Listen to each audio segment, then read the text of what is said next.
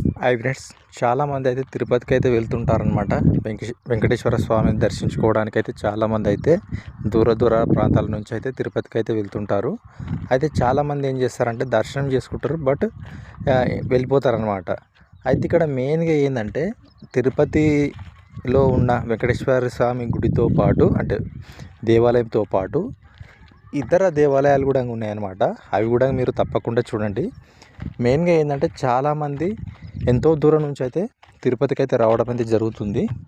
వచ్చినప్పుడు ఏం చేస్తారంటే కాళ్ళు దర్శనం చేసుకుంటారు, వెళ్ళిపోతారు. బట్ ఇక్కడ మీరు గమనించాల్సిన విషయం ఏంటంటే తిరుపతిలో చూడవలసినవి మరిన్ని దేవాలయాలు ఉన్నాయన్నమాట.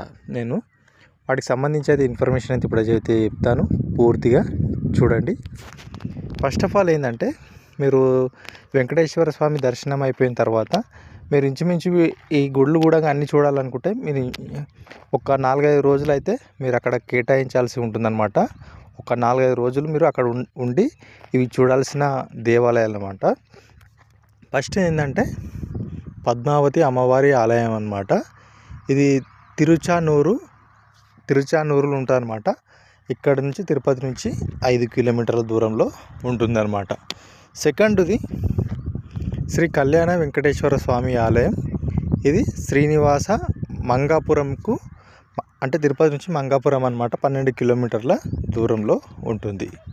అదేవిధంగా శ్రీ గోవిందరాజుల గుడి, ఇది తిరుపతి నుంచి 1 కిలోమీటర్ దూరంలో మాత్రమే ఉంటుంది.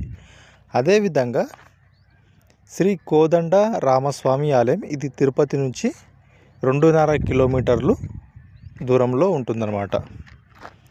అదేవిధంగా శ్రీ కపిలేశ్వర స్వామి ఆలయం, ఇది తిరుపతి నుంచి 3 కిలోమీటర్ల దూరంలో ఉంటుంది. అదేవిధంగా శ్రీ ప్రసన్న వెంకటేశ్వర స్వామి ఆలయం, ఇది ఎక్కడ ఉంటుందంటే అప్పలయ గుట్ట అని ఉంటుంది అనమాట.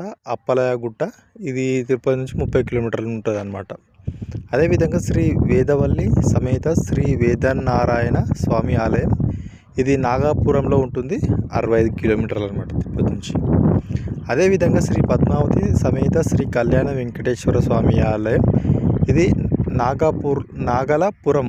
నాగలపురంలో ఉంటుంది, ఇది 65 కిలోమీటర్ల దూరంలో ఉంటుందన్నమాట. అదేవిధంగా శ్రీ వేణుగోపాల స్వామి ఆలయం, ఇది ఎక్కడ ఉంటుందంటే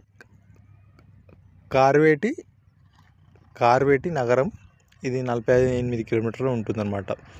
అదేవిధంగా శ్రీ కోదండ రామాలయం, ఇది ఎక్కడ ఉంటుందంటే కడప జిల్లాలోని ఒంటిమిట్ట దగ్గర ఉంటుంది, ఇది 116 కిలోమీటర్ల దూరంలో ఉంటుంది. అదేవిధంగా తిరుపతి నుంచి ప్రసిద్ధ క్షేత్రాల ఎంతెంత దూరం అయితే ఇప్పుడు తెలుసుకుందాము. గుడిమల్లం 28 కిలోమీటర్లు ఉంటుందన్నమాట తిరుపతి నుంచి. అదేవిధంగా కాణిపాకం తిరుపతి నుంచి 65 కిలోమీటర్ల దూరంలో ఉంటుంది. అదేవిధంగా శ్రీపురం గోల్డెన్ టెంపుల్, ఇది 115 కిలోమీటర్ల దూరంలో ఉంటుందన్నమాట తిరుపతి నుంచి. అదేవిధంగా అరుణాచలం 194 కిలోమీటర్ల దూరంలో ఉంటుంది. అదేవిధంగా కాంచీపురం 108 కిలోమీటర్ల దూరంలో ఉంటుంది. అదేవిధంగా తిరుత్తని 67 కిలోమీటర్ల దూరంలో ఉంటుంది. శ్రీకాళహస్తి 38 కిలోమీటర్ల దూరంలో ఉంటుందన్నమాట. మీరు ఇక్కడ అంతా కూడా గమనించండి. ఎప్పుడైనా సరే మీరు ఎప్పుడైనా వెళ్ళినా కానీ ఖచ్చితంగా వెంకటేశ్వర స్వామి అందరు దర్శనం చేసుకుంటారు కదా, చేసుకున్న తర్వాత మిగతా దేవాలయాలు కూడా దర్శించుకోండి.